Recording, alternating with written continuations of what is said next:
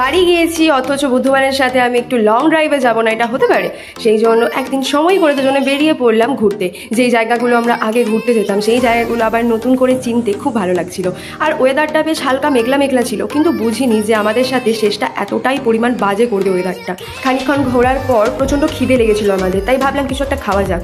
আর সত্যি একটা কথা বলো তো, তোমরা যারা গ্রামেতে থাকো তোমাদের গ্রাম ভালো লাগে না শহর ভালো লাগে? পার্সোনালি আমার তো গ্রাম খুব ভালো লাগে, কারণ এরকম সুন্দর সবুজ চারপাশ আর এতটা খোলামেলা। শহর মানেই কনজাস্টেড, ক্রাউডেড, যেটা আমার একদম ভালো লাগে না, তাই যখনই সময় পাই বাড়ি চলে আসি।